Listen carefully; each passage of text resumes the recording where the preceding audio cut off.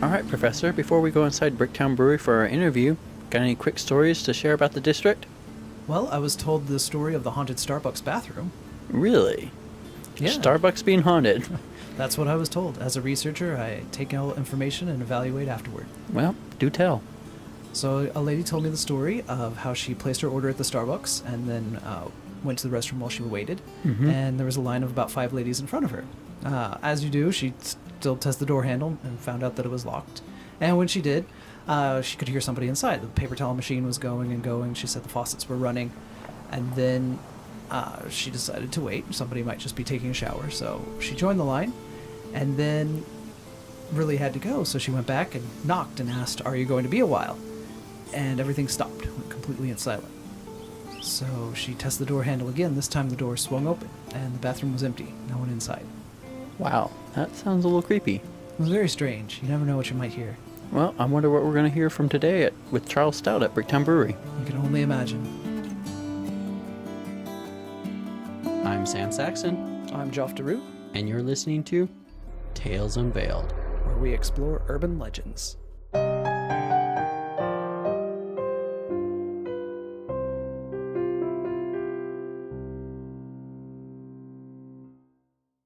This episode of Tales Unveiled is sponsored by Okie Comics.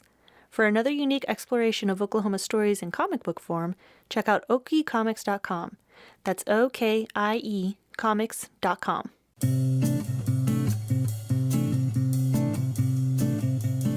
We waited for a moment while the hostess got Charles Stout. He's the kind of guy that, if you gave him a beer, he would tell you any number of stories. When we were discussing where to record the podcast, I suggested upstairs where it would be quieter. Stout agreed and led us upstairs. Along the way, he pointed out a neatly fashioned name marking on one of the wooden support beams that read, Kid Knoll, 1918. Turns out, there's an entire story behind that.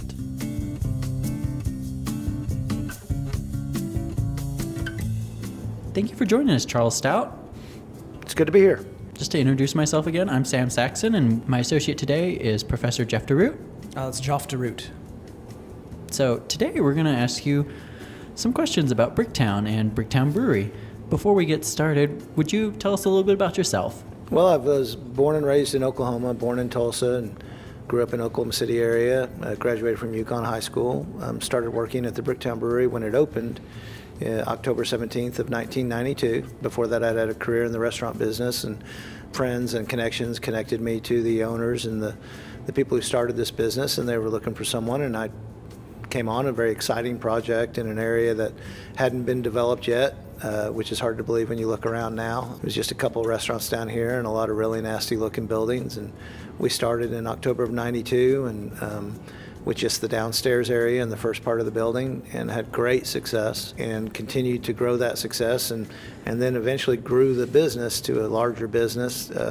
We expanded to the second floor directly above us, and then over into the second floor area to the buildings beside us, created a game room or a game space with pool tables and golf games and arcade games and virtual reality games, and then developed that into a live music venue. And coming full circle, we've now shrunk back a little bit and reduced the amount of pool tables and reduced the amount of live music, and are providing great, private dining and public dining space for people, and creating great beer and great food. That's my story. For those that aren't familiar with Bricktown Brewery, can you kind of describe what you offer? We offer traditional American craft beer food. So if you think of food that goes well with drinking an ice cold beer, or craft beers that have some flavor to them, we make our beer to go with our food and our food to go with our beer. We like to get creative with some things with the beer as well as with the food. So we have traditional favorites like chicken fried steak in this part of the country. We have fried avocado fries, some sweet potatoes with spicy caramel sauce on it, and bacon, good hearty salads, big salads. We've got burgers. We're really known for our burgers. We've got awesome burgers with some creative ingredients, as well as a great selection of pizzas with coming out of a really good pizza oven that makes outstanding pizzas. So we're pretty well-rounded in American comfort / beer food is what we serve. So can you describe Bricktown in kind of the early days? Well, there wasn't much to it. It was literally the original brick streets, and part of them were tarred over, so you'd have black pavement with broken pieces of sections or whole half blocks worth of the black tar or the black paving that had come off, and it would drop off and you would rumble through these old brick streets. There was a lot of dilapidated buildings in 92.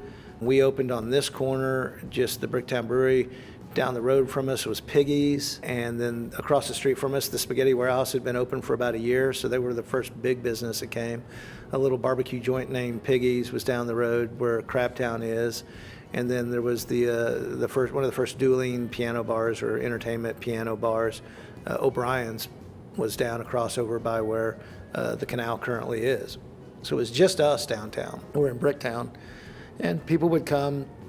We were pretty located close to what was then called the Marriott, the incomparable Marriott, and that's where all the concerts were, and the minor league hockey team played, and we fed off of that, and just the energy and the excitement of being in this old area. It was a rough area in 92. There was a lot of homeless and vagrants around, and it just didn't look good.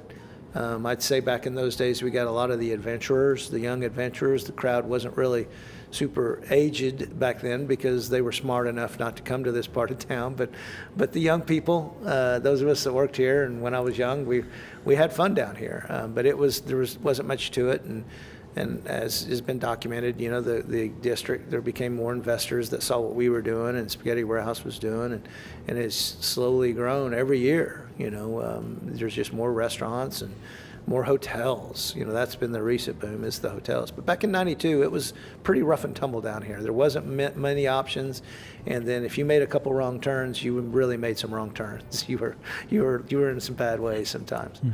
How would you describe the district now? Vibrant. There's when you look at the amount of hotel rooms we've just increased, you look at some of the legitimate businesses that are down here. Some really good restaurateurs have moved in. The city, with the canal down there now, the baseball park that came in 95 or 2005. I may be dating myself. All the construction and all the hotels, and then Bass Pro coming. There is stuff to do. It is the coolest tourist spot that I know of in the state of Oklahoma. And that comes from a guy that was born in Tulsa, so not to offend any of my Tulsa friends and family, I apologize, but Oklahoma City has the best tourist spot to bring people from out of the state to come and visit Oklahoma and experience Oklahoma people and Oklahoma restaurants and a cool Oklahoma feel downtown. So we're a vibrant tourist spot now. I have to agree with that. Bricktown is certainly a very vibrant place to bring people. Well, anyway, let's kind of shift topics a little bit, and let's kind of get more into some of the spooky tales. I'm going to hand it over to my co-host here. So what's the history of this building? Well, as we understand it, when the very first, as it began, it was a livery. So a place where travelers would take their cattle and or horses and have them cared for while they stayed wherever they stayed back in the day. It at one point became a furniture factory where the furniture was produced along the line of buildings, and then with a showroom at one end.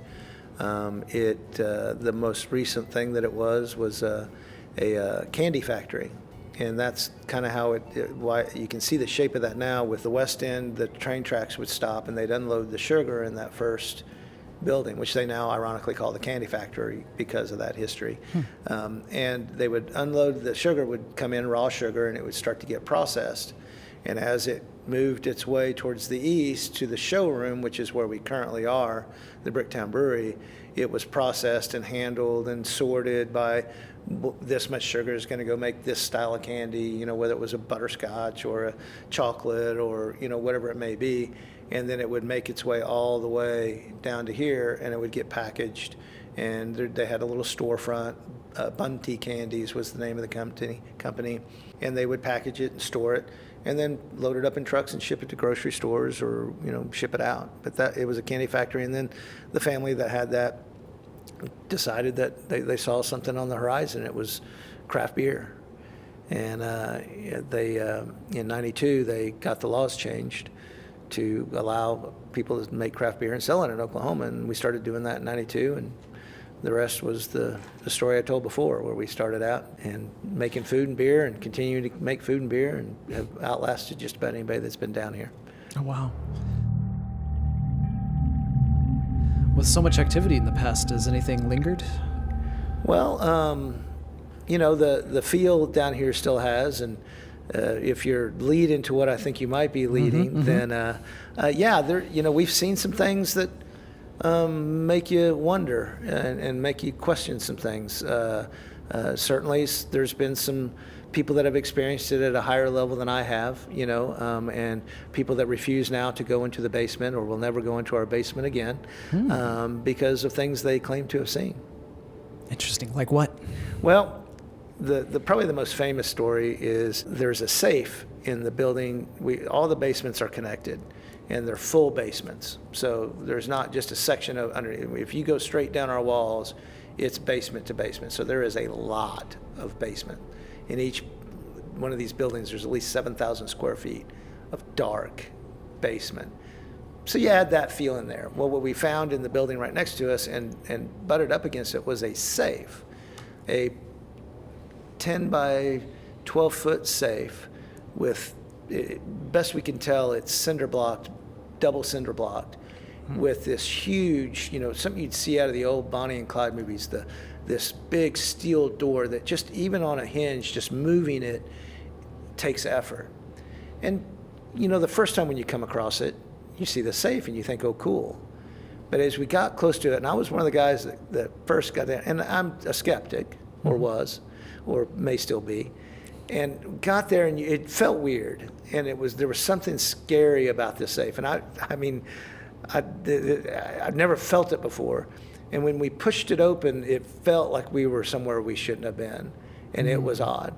So we all kind of looked in, and we had our phones, and we kind of glanced in and, you know, looked around, and there was nothing in there. It was a place, but all of us, and there was 2 other young men, and I was much younger and braver and you know, much more sure of myself physically than I am now. None of us wanted to all the way go in there. It was weird. We took a couple steps and just kind of all peered in there and thought, well, that's cool. I wonder what they use this for, and we found reasons to move along.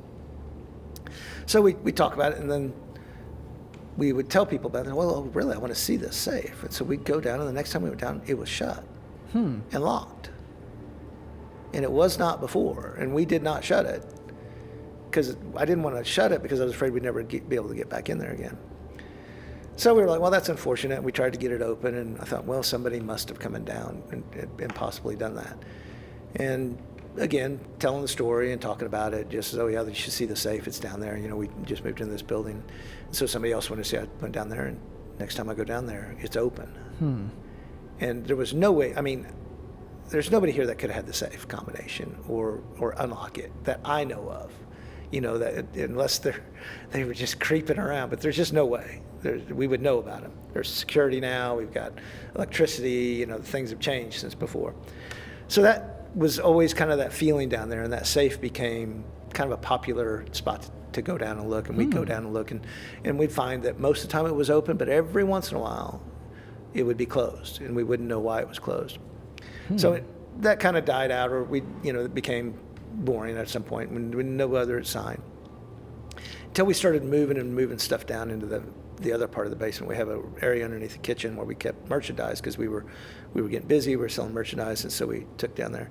And our hosts would go down there, and they were in charge of stocking, and they would always swear that they heard something and saw something down there. And most of the time, those were the kids, and we were like, yeah, whatever. You know, it's a scary basement. I get it. You're a teenager.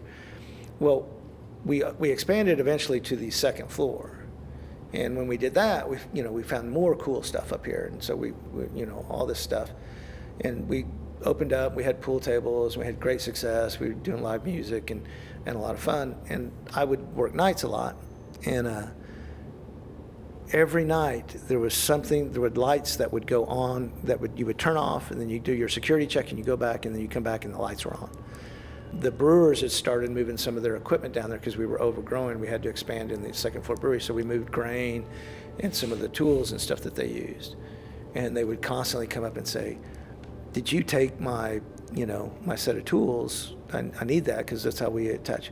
No, I didn't. And we'd look all over for it, couldn't find it. And again, just like the safe, a couple days later, it would just reappear.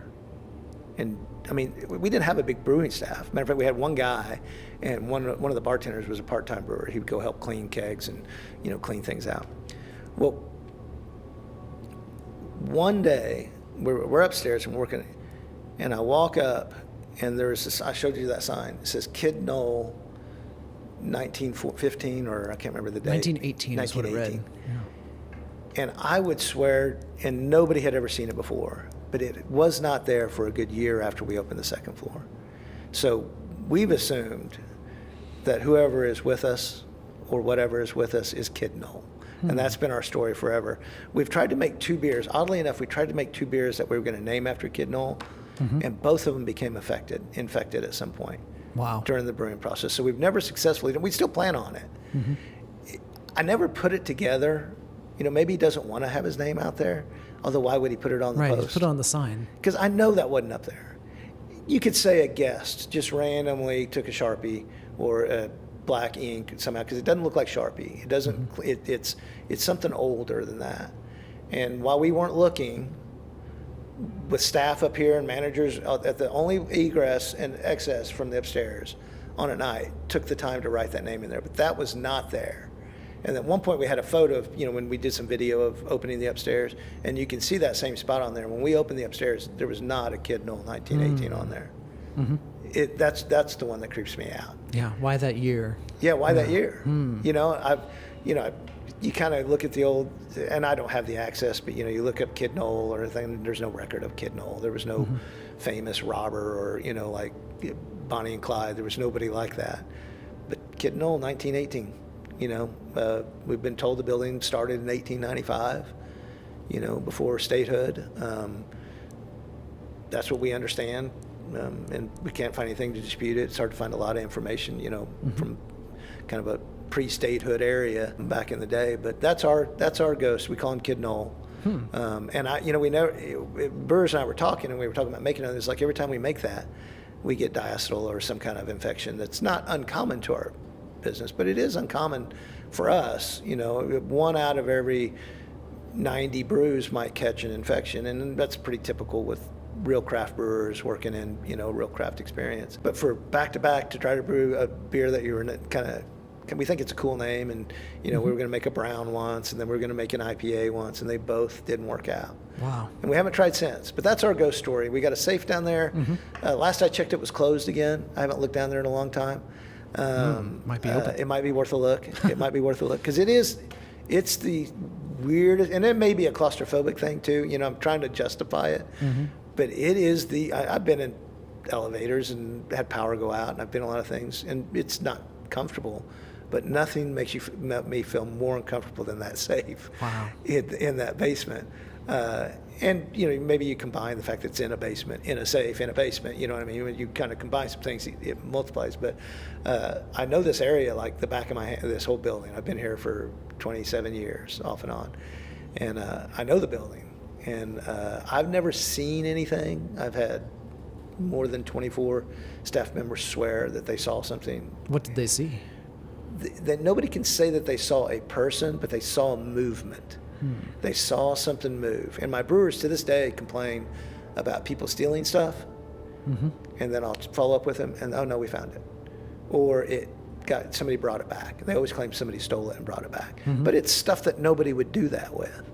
You know what I mean? It's some measuring equipment that you measure hops out with, or it's a certain kind of bucket that really works for pitching yeast that really is just a bucket. It's not anything. It's just shaped a little different to allow you to have less spillage into the mouth of a fermentation vessel. There's some special tools that they've either built and or bought to help them do their job.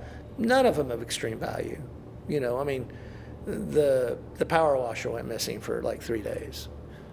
And then returned. Yeah, why would you return it? And if anybody that I know that would have said, I'm going to use the power washer, had access to the basement, would have asked me, or they would have said, hey, I'm borrowing the power washer. and nobody did. And they were all up in arms and thought for sure we'd gotten robbed, and somebody came down and out of all the things they could take, took a power rush. But then it just shows up again. Wow.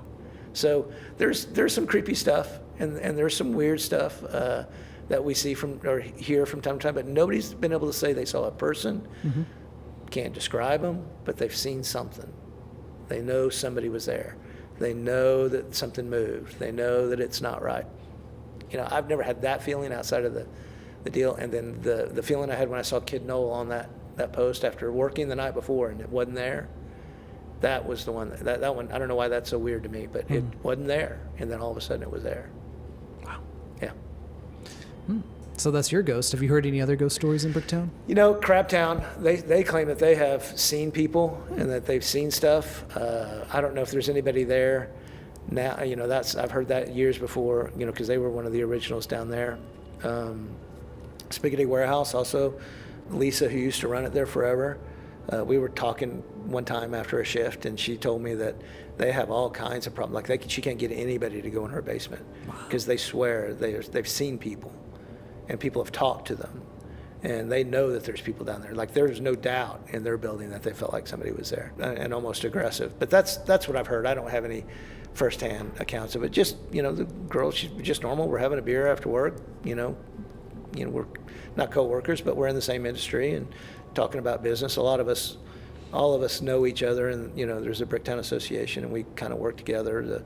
Even though we both sell food, we all try to make sure that we.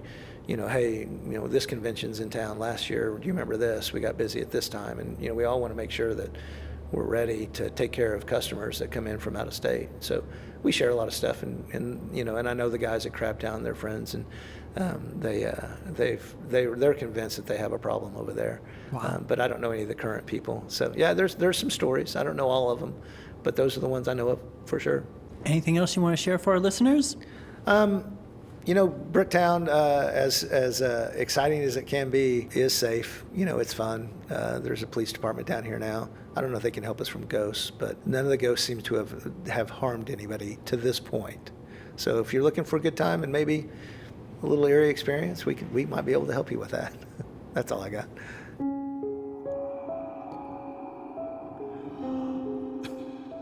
Immediately after I stopped recording, the professor asked if we could see the basement vault. I was curious to see it as well.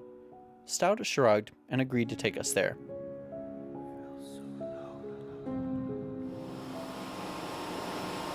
All right, well, we made our way down to the basement, and we're at the previously mentioned safe, or probably the proper word is a vault as you look at it. I mean, it's huge, like I said, isn't it? So we've got the door right here. It is open. Last time I was down here, it was closed.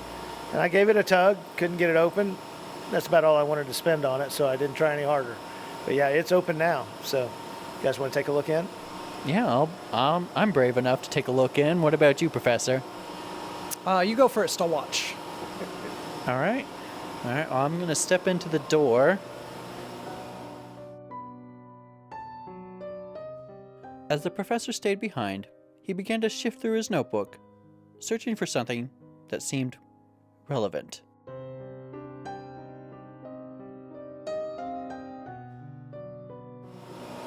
See him stepping inside, and I have somebody being kind enough to hold the door so it doesn't accidentally shut on me, because that would not make for an interesting podcast. Just me monologuing about being trapped in here for who knows how long. But definitely this place, I have to say, it is pretty creepy. It's also very fascinating. I'm really kind of curious what this was used for back in the day. I would say this room is probably maybe 15 by 15, maybe 10 feet by 10 feet, I would say. Yeah, and it's pretty well insulated. It's definitely wider than myself. I would say it's probably like 2 or 3 feet wide, this doorway. So it is very, very well insulated. Yeah. Yeah. And the lock on here is fascinating. I mean, I just like the looks of locks. But it's definitely, I mean, I'm not a locksmith or safe cracker. It's not something I want to learn suddenly. So, what do you think, Professor? Look at those markings. You seen those before? Maybe? I'm not too sure. They kind of look familiar. I don't know. What do you think? I think, well, quick question. Have you ever heard of a George Grayson? George Grayson? No, just Kid Knowles, only guy I know. Okay. I think I'm going to start doing more research. Well, thank you for showing us around to the basement. This is definitely a fun little detour to take a look at. Well, I'm glad you guys were with me. Because you probably certainly would have come with unless we were here with you. I don't really want to spend a whole lot of time around it anymore. I'm good. Well, we appreciate you letting us take a look-see.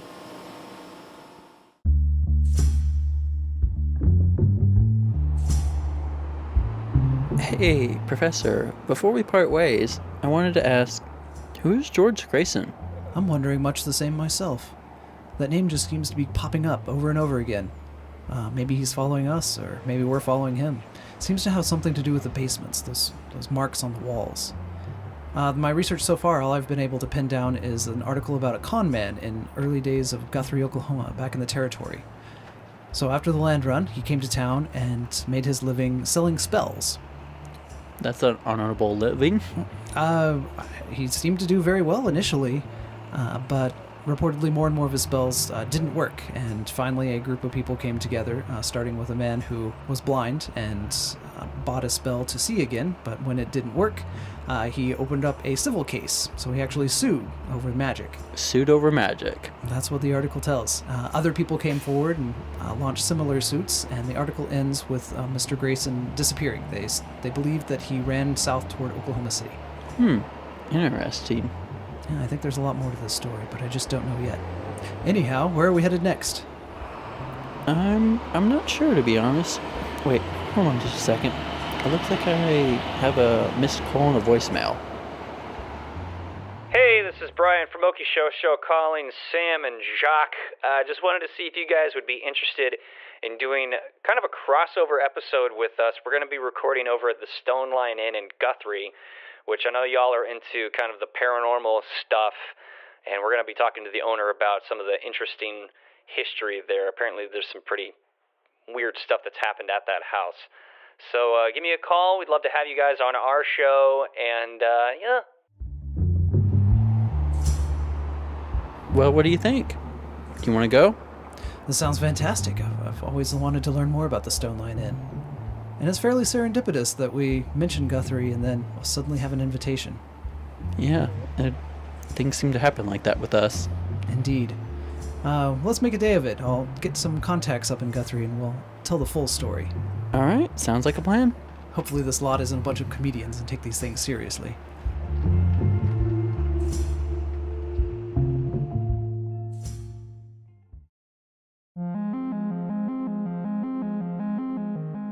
Tales Unveiled is a production of the Show Starts Now Studios and is produced by Dennis Spielman. The voice of Sam Saxton is Dennis Spielman. The voice of Professor Geoff DeRoot is Geoff Provine, featuring Charles Stout as himself.